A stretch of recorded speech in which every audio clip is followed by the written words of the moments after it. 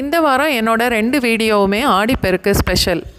ஆடிப்பெருக்குக்கு 6 விதமான variety rice தான் செய்ய போகிறேன். லெமன் சாதம், எள்ளு சாதம், சக்கரை பொங்கல், தேங்காய் சாதம், மல்லி சாதம், தயிர் சாதம். உங்கள் வீட்டில் எத்தனை வெரைட்டி ரைஸ் செய்யணுன்னாலும் இந்த ஒரே வீடியோவை பார்த்து நீங்கள் ஈஸியாகவே செய்யலாம். என்னோட அடுத்த வீடியோவில் இந்த சாதத்தோடு சேர்த்து சாப்பிட்றதுக்கு 4 வகையான துவையலும் 2 வறுவல் ரெசிப்பியும் இருக்கும். அந்த வீடியோவும் நீங்கள் மிஸ் பண்ணாமல் பார்க்கணும். சாதம் எந்த அளவு வடிக்கணுங்கிறதுக்கு நான் ஒரு டிப்ஸ் சொல்கிறேன், நோட் பண்ணிக்கோங்க. நீங்கள் எந்த கப்பில் அரிசி எடுக்கிறீங்களோ சாதம் வெந்ததுக்கப்புறம் அதே கப்பில் 3.5 4 கப் அளவுக்கு சாதம் வரும். உங்களுக்கு எந்த அளவு சாதம் வேணுமோ அதை கணக்கு வச்சுட்டு நீங்கள் அரிசியை சேர்த்து வடிச்சுக்கோங்க. இந்த மாதிரி நிறைய தண்ணி வச்சு அரிசியை கழுவி சேர்த்துட்டு சாதம் நல்லா வெந்ததுக்கப்புறம் வடிக்கணும். சாதம் குழஞ்சிடக்கூடாது, உதிரியாக தான் இருக்கணும்.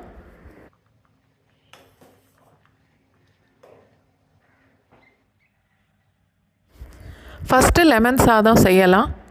2 டீஸ்பூன் அளவுக்கு எண்ணெய், 2 மிளகாய் வத்தல், 1/2 டீஸ்பூன் கடுகு,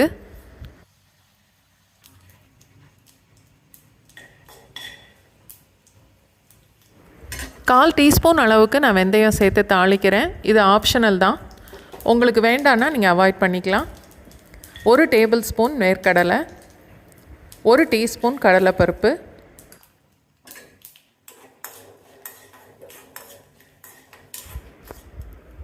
அதோட 1 கொத்து கருவேப்பிலை,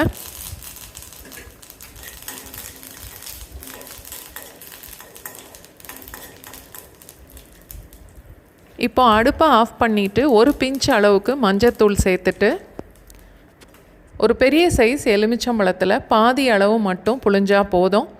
அடுப்பை ஆஃப் பண்ணிட்டு தான் புளியணும். தீஞ்சி போகாமல் இருக்கிறதுக்காக நான் கொஞ்சமாக தண்ணி சேர்க்குறேன். தேவையான அளவுக்கு உப்பும் சேர்த்து எல்லாத்தையும் நல்லா கலந்துட்டு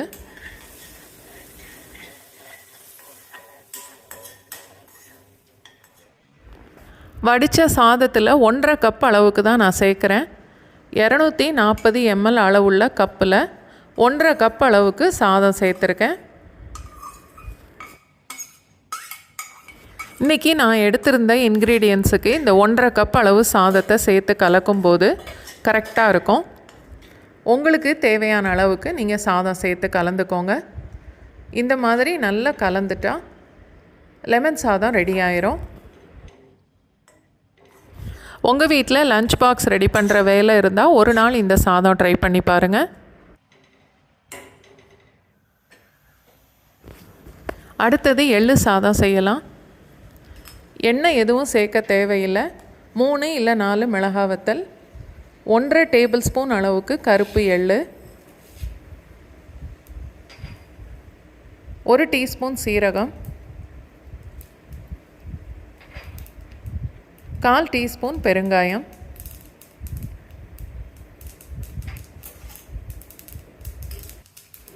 அடுப்பை லோ ஃப்ளேமில் வச்சுட்டு எல்லாம் சேர்த்து நல்லா வறுக்கணும். இந்த அளவுக்கு பொரிஞ்சு வந்ததுக்கப்புறம்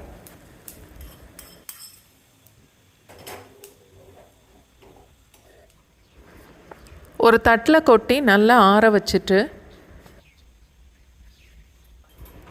நல்லா ஆறுனதுக்கப்புறம் மிக்சியில் சேர்த்து 3/4 அளவுக்கு திரித்து எடுத்தால் போதும். ரொம்ப நைஸாக திரிக்க வேண்டாம். எள்ளு சாதம் தாளிக்கும் போது நல்லெண்ணெயே யூஸ் பண்ணுங்கள், அதுதான் நல்லாயிருக்கும். 1 டேபிள் ஸ்பூன் அளவுக்கு நல்லெண்ணெய், 1/2 டீஸ்பூன் கடுகு, 2 மிளகாய் வத்தல்,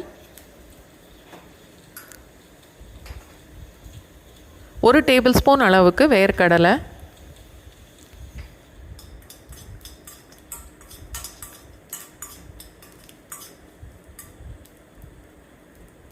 நான் 1 டீஸ்பூன் அளவுக்கு முந்திரி பருப்பு சேர்க்குறேன், இது ஆப்ஷனல் தான்.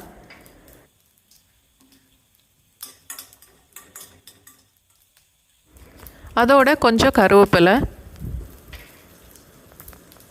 நான் இந்த எள்ளு சாதம் செய்கிறதுக்கு 2 கப் அளவுக்கு இன்றைக்கி வடித்த சாதம் எடுத்திருக்கேன். இன்றைக்கி நான் எடுத்துருக்கிற இன்க்ரீடியன்ஸுக்கு இந்த 2 கப் அளவு சாதம் கரெக்டாக இருக்கும். தாளித்ததோட சாதத்தை சேர்த்துட்டு தேவையான அளவுக்கு உப்பும் சேர்த்து வறுத்து திரித்து வச்சுருந்த இந்த எள்ளு பொடியையும் சேர்த்துறணும். எள்ளு சேர்த்து திரிக்கிறதுனால பொடி கொஞ்சம் கட்டி கட்டியாக இருக்கும். கையில் நல்லா உதுத்து விட்டுக்கோங்க. அடுப்பை ஆஃப் பண்ணிவிட்டு எல்லாம் சேர்த்து நல்லா கலந்துட்டிங்கன்னா எள்ளு சாதமும் ரெடி ஆயிரும். ஆடிப்பெருக்குக்கு தான் இந்த சாதம் செய்யணும்னு இல்லை, என்றைக்காவது சிம்பிளாக லஞ்சு செய்யணும்னு நினச்சிங்கன்னா கூட இந்த சாதம் ட்ரை பண்ணி பாருங்கள். அடுத்து சர்க்கரை பொங்கல் செய்யலாம். 1/2 கப் அளவுக்கு பச்சரிசி, 120 ml, அதோட 2 டேபிள் ஸ்பூன் அளவுக்கு நான் பாசிப்பருப்பு சேர்க்குறேன். இது ஆப்ஷனல் தான்.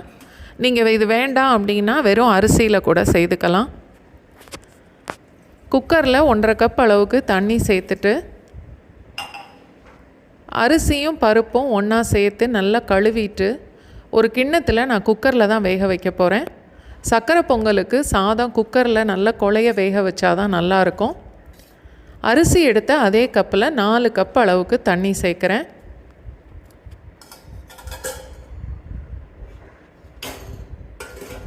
குக்கரை மூடி அடுப்பை மீடியம் ஃப்ளேமில் வச்சுட்டு 5 இல்லை 6 விசில் வந்ததுக்கப்புறம் அடுப்பை ஆஃப் பண்ணிடலாம். சாதம் நல்லா குழைய வேகணும்.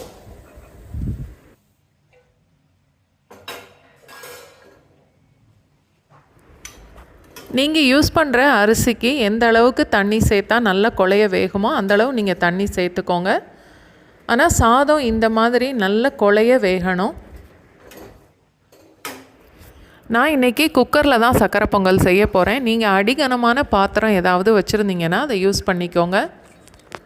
1/2 கப் அளவுக்கு தண்ணியும் அரிசி அளந்த அதே கப்பில் 1/2 கப் அளவுக்கு நான் நாட்டு சர்க்கரை சேர்த்துருக்கேன். 1 பங்கு அரிசிக்கு 1/2 பங்கு அளவுக்கு நான் வெல்லம் சேர்க்குறேன். நல்ல இனிப்பாக வேணும்னா நீங்கள் 2 பங்கு கூட சேர்த்துக்கலாம். சில வெல்லத்தில் நிறைய கல் மண் இருக்கும், அதனால் இந்த மாதிரி நல்லா கொதிக்க வச்சுட்டு வடிகட்டி எடுத்துக்கோங்க. வேக வச்ச சாதத்தை கரண்டியில் கொஞ்சம் மசிச்சு விட்டுட்டு அதுக்கப்புறம் வெல்லத்தோடு சேர்க்கணும்.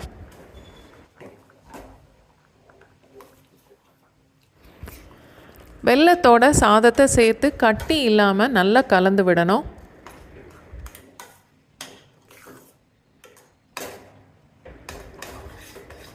இந்த அளவுக்கு நல்லா கலந்துட்டு நான் 1 டேபிள் ஸ்பூன் அளவுக்கு இப்போ நெய்யும் சேர்க்குறேன். அடுப்பை லோ ஃப்ளேமில் வச்சுட்டு அடிக்கடி கலந்து விட்டுட்டே இருங்க. வெல்லமும் சாதமும் நல்லா சேர்ந்து வர்ற வரைக்கும் ஒரு 2-3 நிமிஷத்துக்கு அது அடுப்புலையே இருக்கட்டும். ஒரு 1/4 டீஸ்பூன் அளவுக்கு உப்பும் 1/2 டீஸ்பூன் அளவுக்கு ஏலக்காய் தூளும் சேர்த்து நல்லா கலந்துடணும்.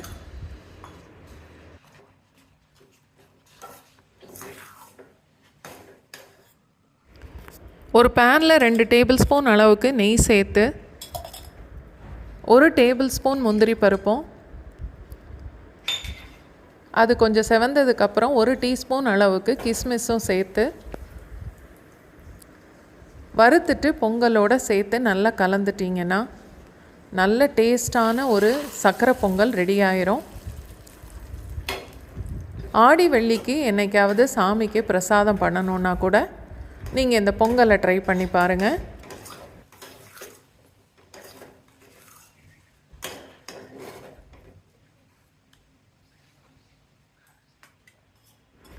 அடுத்தது தேங்காய் சாதம் செய்யலாம்.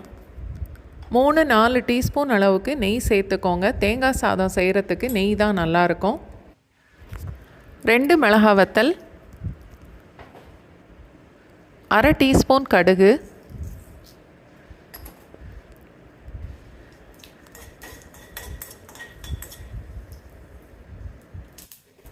1 டீஸ்பூன் கடலைப்பருப்பு, 1 இல்லை 2 டீஸ்பூன் அளவுக்கு முந்திரி பருப்பு,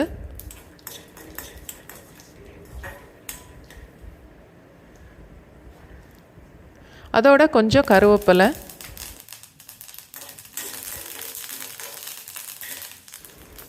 ஃப்ரெஷ்ஷாக துருவின தேங்காய் 3/4 கப் அளவுக்கு, தேங்காவை சேர்த்ததுக்கப்புறம் அடுப்பை ஆஃப் பண்ணிவிட்டு அந்த பேனோட சூட்லேயே கொஞ்சம் புரட்டி விட்டாலே போதும். உப்பையும் தேங்காவோடையே சேர்த்து நல்லா கலந்துட்டா சாதத்தை நம்ம சேர்த்து கலக்கும்போது ஈவனாக நல்லா கலந்துரும்.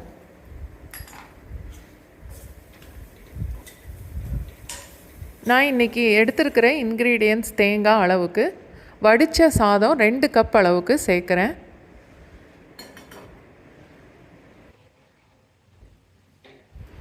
எல்லாம் சேர்த்து நல்லா கலந்துட்டா ஈஸியான தேங்காய் சாதமும் ரெடி ஆயிரும். இந்த தேங்காய் சாதத்தோடு சேர்த்து சாப்பிட்றதுக்கு ஒரு மல்லி துவையல் இல்லை எள்ளு துவையல் அரைச்சிங்கன்னா ரொம்ப நல்லாயிருக்கும். அந்த ரெசிபிக்கு என்னோடய அடுத்த வீடியோவை செக் பண்ணி பாருங்கள். அடுத்து கொத்தமல்லி சாதம் செய்கிறதுக்கு 1 கப் அளவுக்கு கொத்தமல்லி, 2 டேபிள் ஸ்பூன் தேங்காய், 2 பல்லு பூண்டு, 2 பச்சை மிளகாய், அரை டீஸ்பூன் அளவுக்கு சீரகம். ரொம்ப தண்ணி சேர்க்காமல் மிக்சியில் இந்த மாதிரி கொரகொரப்பாக அரைச்சி எடுத்துக்கோங்க.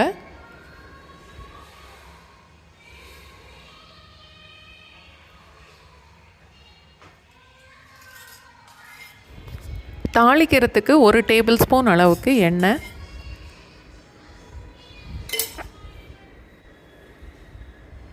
1 டீஸ்பூன் கடுகு,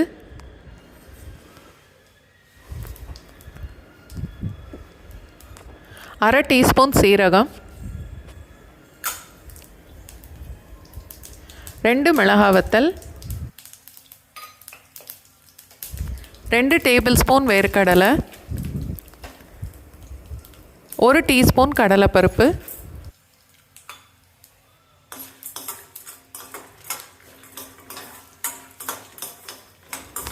வேர்க்கடலையும் கடலைப்பருப்பும் கொஞ்சம் செவந்ததுக்கப்புறம் கருவேப்பிலையும் சேர்க்கணும்.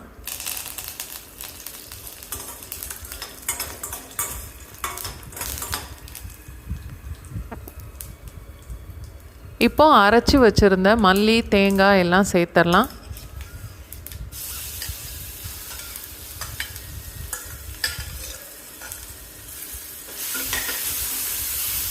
எல்லாம் சேர்த்து கைவிடாமல் கிளறி வதக்கணும். சாதத்துக்கு தேவையான உப்பும் இந்த மசாலாவிலேயே சேர்த்து வதக்கிடலாம்.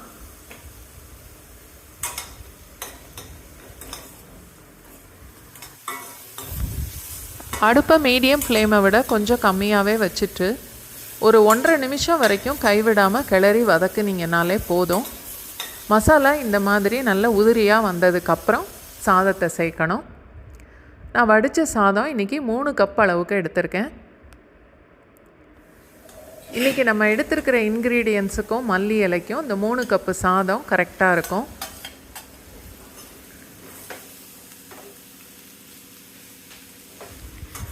எல்லாம் சேர்த்து நல்லா கலந்துட்டு அடுப்பை ஆஃப் பண்ணிடுங்க.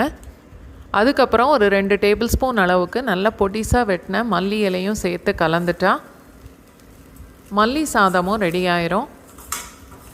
இந்த மல்லி சாதம் நல்ல டேஸ்ட்டாகவும் இருக்கும், ரொம்ப ஃப்ளேவர்ஃபுல்லாகவும் இருக்கும். கண்டிப்பாக மிஸ் பண்ணாமல் இதை செய்து பாருங்கள்.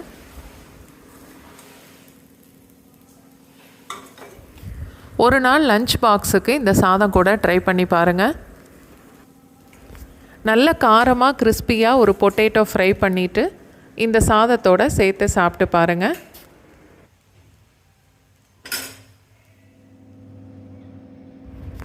அடுத்து தயிர் சாதம் செய்யலாம். தயிர் சாதத்துக்கும் சாதம் குக்கரில் நல்ல குழைய வேக வச்சாதான் நல்லாயிருக்கும். 1/2 கப் அளவுக்கு பச்சரிசி எடுத்திருக்கேன், 120 ml.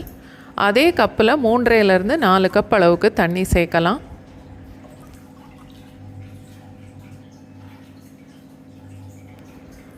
குக்கரை மூடிட்டு அடுப்பை மீடியம் ஃப்ளேமில் வச்சு 5 இல்லை 6 விசில் வரைக்கும் வச்சா கரெக்டாக இருக்கும்.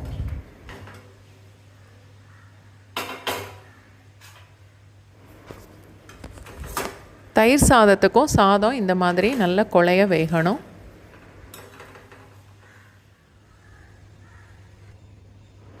ஃபஸ்ட்டு தயிர் சாதத்துக்கு தேவையான அளவுக்கு உப்பும்,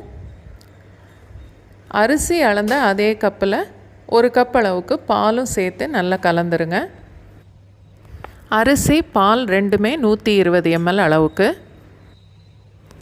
சாதம் நல்லா சூடாக இருக்கும்போதே பாலும் உப்பும் சேர்த்து கரண்டியில் கொஞ்சம் மசிச்சு விட்டு இந்த மாதிரி நல்லா கலந்துட்டு அதுக்கப்புறம் தாளித்து சேர்க்கணும்.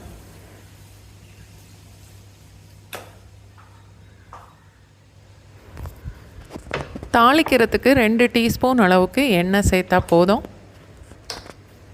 1 டீஸ்பூன் கடுகு, 1/2 டீஸ்பூன் சீரகம், 2 இல்லை 3 பச்சை மிளகாய் இந்த மாதிரி வெட்டி சேர்க்கணும். பொடிசாக வெட்டின இஞ்சி 1 டீஸ்பூன் அளவுக்கு, அதோட கொஞ்சம் கருவேப்பிலை,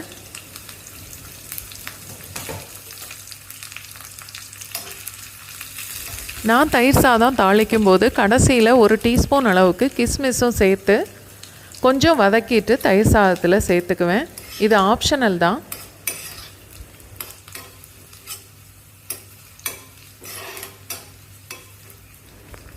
இப்போ தாளித்ததை எடுத்து தயிர் சாதத்தோடு சேர்த்துட்டு அரிசி அளந்த அதே கப்பில் 1.5 கப் அளவுக்கு நான் தயிர் சேர்க்குறேன். 180 ml. இந்த தயிர் சாதம் கலந்துட்டு 1 மணி நேரத்துக்குள்ளே நீங்கள் சாப்பிட்றதா இருந்தால் இந்த அளவுக்கு பாலும் தயிரும் சரியாக இருக்கும். லேட்டாக தான் நீங்கள் சாப்பிட போகிறீங்கன்னா பாலோட அளவை கூட்டிக்கோங்க, தயிரோட அளவை குறைச்சிக்கோங்க. அதோட நல்ல பொடிசாக வெட்டின மல்லி இலையும் சேர்த்து கலந்துட்டா நல்ல டேஸ்டான தயிர் சாதமும் ரெடி ஆயிரும். இந்த சாதம்லாம் நீங்களும் ட்ரை பண்ணிவிட்டு எப்படி இருந்ததுன்னு எனக்கு கமெண்ட் பண்ணுங்கள்.